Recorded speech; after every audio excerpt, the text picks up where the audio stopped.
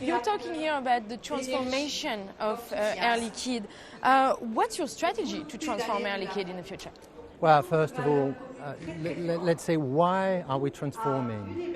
Essentially because we think the digital revolution is actually reversing the pyramid, and the customer now comes first.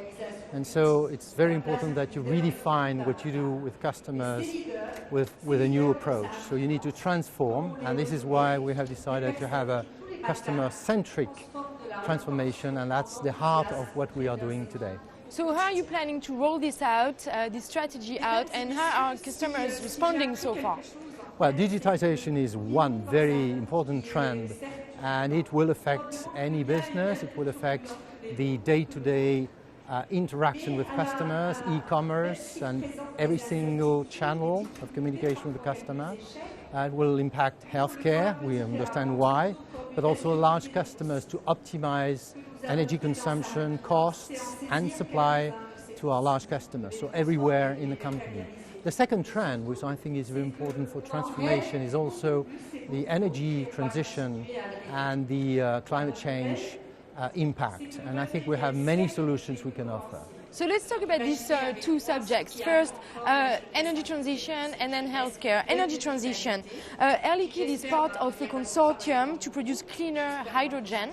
The Paris 2024 Olympic Games, for example, they said they will drive in hydrogen-powered cars.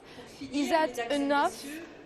What can you do to promote hydrogen cars? Well, I'm delighted to have now 27 companies around this topic from the whole world: Japan, Korea, Europe, United States, hopefully China in a while.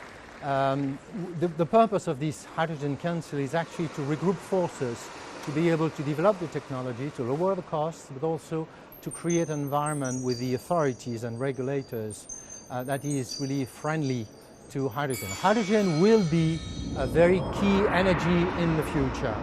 So this is important that we regroup our forces, and this is the purpose of this consortium. But do you think this is going fast enough, this adoption of this hydrogen technology for the car sector? Do you think this is going fast enough? It seems like some car makers are also pushing for other type of electric batteries, for example. Yeah, sure. And I think we have to appreciate that. Hydrogen will not be the only solution in the future. It will be one of, and it will not be limited to mobility. It will actually affect the consumption of energy at large in the whole world. There's one thing we never say, and I think it's very important, is that hydrogen can be used actually to store the excess energy which is available from the sun and the wind. So whenever you have excess, you can actually store this energy over a season, not just a day or a week, but a season. And so you can manage the energy available freely in the world and just bring it back to the system. So that's a very important point for hydrogen. Is this where your growth is going to come from? Or is this more like in the healthcare business? You've recently made a major acquisition in the healthcare sector in Japan. Is this where what will drive Air Liquide's future growth? Well, that's both, actually. We are selling for more than 2 billion euros worth of hydrogen in the world today, and hydrogen as an energy will become a vector of growth for the future. That being said, healthcare is also very important for us. So yes, a part of the growth will come from healthcare as well. The last announcement we made about this acquisition in Japan is another proof that we're not just limiting ourselves to Europe, but to the whole world: Japan, Asia, and all countries that need more oxygen, actually, and services to patients at home. By the way, digital will also impact tremendously healthcare through telemedicine, and we are following that very carefully. Does that mean that you're more optimistic about the pace of Air Liquide's growth than you were, say, 6 months ago? Well, optimism has never been a problem for us. We are.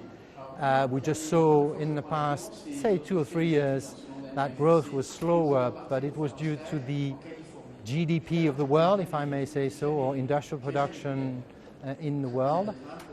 In the first half of this year, we saw an improvement. So that gives us, I think, positive signs for the future. And I think we have lived across cycles in the world, so the optimism is not so much influenced by the short-term growth in the world. I think we have what we need to actually grow the company for the next century. Could this rebound be impacted by the recent hurricanes in North America? No, the hurricanes were just, unfortunately they happened, and there were many people affected. Unfortunately, no one from Air Liquide, but we were there to actually supply our customers that needed our products, but the impact on Air Liquide will be minimal. And finally, could this be impacted by other factors such as crude oil prices or the strength of the euro? Not really. The business is a local business, so currencies are just important when you translate accounts into euro. So it's more a consolidation issue than really a substance issue. And oil price, we've seen so many differences between $15 and $120, so we can live with any oil price in the world. Are we going to see more acquisitions then from Air Liquide in the near future? Well, I think the pace of acquisition has not changed drastically, apart from the very large ones. The US one of Airgas? The Airgas acquisition last year in the US, but we have a normal pace of growth through acquisitions, and I think it will continue. In what sector or geography can you? Every geography where we have good opportunities.